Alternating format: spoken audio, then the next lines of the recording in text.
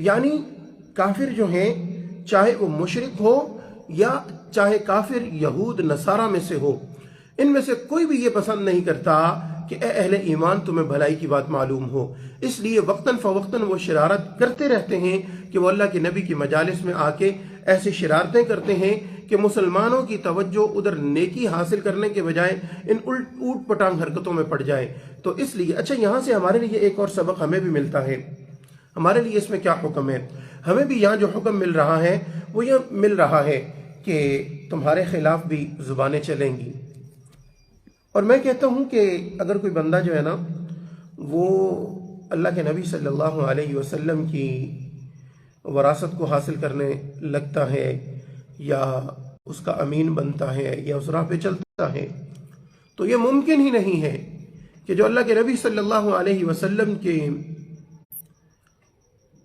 جو ہے وہ وارثین کے قافلے میں شامل ہونا چاہے تو اس پر الزامات نہ ہوں، اس کے خلاف سازشیں نہ ہوں۔ آپ اندازہ لگائیں، امام بخاری رحمۃ اللہ علیہ، امام بخاری رحمۃ اللہ علیہ کتنی بڑی ہستی ہے اور کتنے اللہ کے مقبول بندے ہیں، اور اللہ جل شانہ نے ان کی کاوش کو کتنی قبولیت بخشی ہے کہ ایک طویل عرصہ صدیاں گزر گئیں دنیا سے گئے ہوئے، لیکن ان کی جمع کردہ احادیث کی جو کتاب ہے صحیح البخاری، جس کے بارے میں ہمارا عقیدہ ہے کہ اصح الکتب بعد کتاب اللہ، کہ اللہ کی کتاب کے بعد سب سے صحیح اصح ترین کتاب جو ہے وہ بخاری شریف ہے۔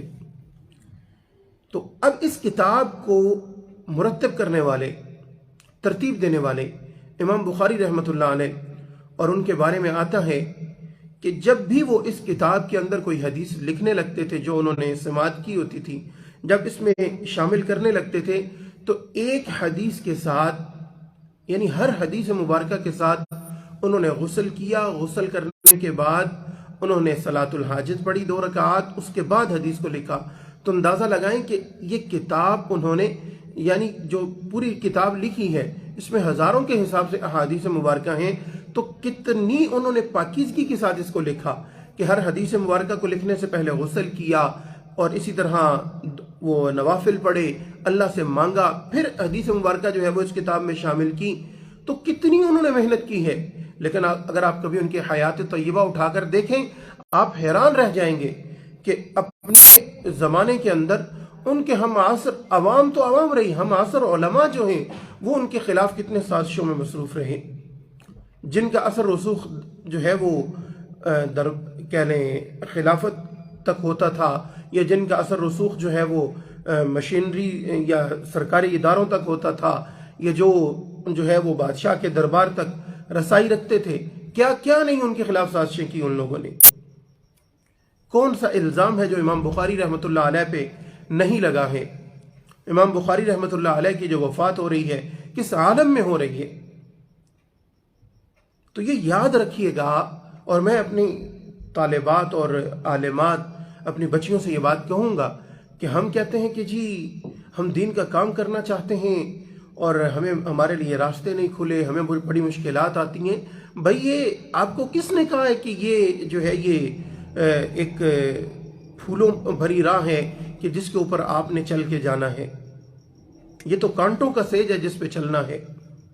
یہ تو وہ راہ ہے دنیاوی اعتبار سے کہ اس کے اندر جو ہے وہ بھئی آقا کریم صلی اللہ علیہ وسلم پر کیا کچھ ظلم و ستم نہیں ہوئے۔ تو جو وارث ہیں کیا وہ یہ گمان کریں کہ ہم جو ہے وہ ان ساری چیزوں سے محفوظ رہیں؟ بھئی اس راستے پر چلو گے تو اس راستے کے اندر الزامات کی بچھاڑ بھی ہوگی، آئے دن سازشوں کا سامنا بھی ہوگا، آئے دن تکالیف کا سامنا بھی ہوگا، آئے دن جو ہے وہ معاملات کے اندر تنگیاں بھی ہوں گی، آئے دن پریشانیاں بھی آئیں گی۔ اس راستے کے اندر چلتے ہوئے آقا کریم صلی اللہ علیہ وسلم جو ہے وہ دعوت کے راستے پہ چلے تو آقا کریم صلی اللہ علیہ وسلم نے شیب ابی طالب کاٹی ہے۔ نبی علیہ السلام جو ہے وہ دعوت کے راستے پہ چلے تو آقا کریم صلی اللہ علیہ وسلم نے اپنے دندان مبارک شہید کروائے ہیں۔ آپ اس راستے پر چلے، آپ صلی اللہ علیہ وسلم نے جو ہے وہ اپنا پورا بدن لہو لہان کروایا، نبی علیہ السلام کے جوتے مبارک खून से तर हो गए हैं। ये नबी अलैहिस्सलाम ने ये कुर्बानियाँ दी हैं, ये वक्त गुजारा है नबी अलैहिस्सलाम ने। ताइफ से वापसी पे अम्मा आयशा सिद्दीक़ा रज़ी अल्लाह तआला अन्हा फरमाती हैं, मैंने अल्लाह के नबी सल्लल्लाहु अलैहि वसल्लम से सवाल किया, या रसूलल्लाह सल्लल्लाहु अलैहि वसल्लम, आपके ज़िंदगी के मुश्किल तरीन दिन कौन से हैं?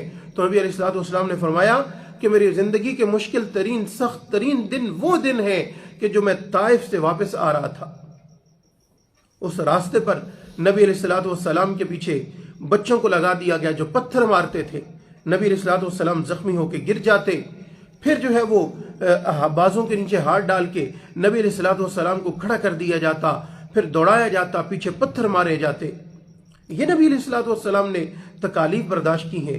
और हम कहें कि हम नबी अलैहिस्सलाम के नक्श कदम पे चलें, हम नबी अलैहिस्सलाम के वारिसीन के काफिले में शामिल हों, और हमें जो है हम पर बातें ना हो, हम पर जो है वो तरह तरह के इल्ज़ामात ना लगे, हम पर आजमाइशें ना आए, भाई ये मुमकिन नहीं है। और मैं कहता हूं कि जो बंदा ये जहन रखता है, या ये जो बंदा इस उम्मीद के साथ इस काफिले में आया है, तो उसे चाहिए कि वो ये काफिला छोड़ दे। इस रास्ते के अंदर तो ये सौबतें ही सौबतें हैं, दुनियावी एतबार से कुर्बानियां ही कुर्बानी है, यहां मुश्किलात ही मुश्किलात हैं। यहां पर तो जो है वो हर तरह की मुश्किलात आएंगी। तो इसलिए जिस रास्ते का आपने इंतखाब किया है, ये कोई मामूली रास्ता नहीं है, ये कोई मामूली जो है वो बात नहीं है। आपने इंतखाब किया रसूलुल्लाह के वारिसीन के काफिले का, तो उस रास्ते पे जब आए हैं तो फिर सारा कुछ खुंदा पेशानी से कबूल कीजिए। यहाँ तो हथकड़ियाँ भी आती हैं, यहाँ तो बेड़ियाँ भी आती हैं, यहाँ तो फांसी के फंदे भी आते हैं। और हमारे अकाबिर ने अल्हम्दुलिल्लाह सुम्मा अल्हम्दुलिल्लाह हमारी तारीख रोशन है। हमारी तारीख जो है वो तारीख नहीं है, हमारी तारीख जो है वो रोशन है। अगर हम अपनी तारीख देखें तो हमें अपने अकाबिर जो है वो इस तरह से नजर आते हैं कि अपना कफन जो है वो अपने साथ लेके अदालत में पेश हो रहे होते हैं। हमारे अकाबिर वो हैं कि जिन्होंने बादशाही मस्जिद के अंदर जो है वो तोप के आगे उनको रख के उनके जिस्मों के परखचे उड़ा दिए गए, लेकिन उफ तक न की।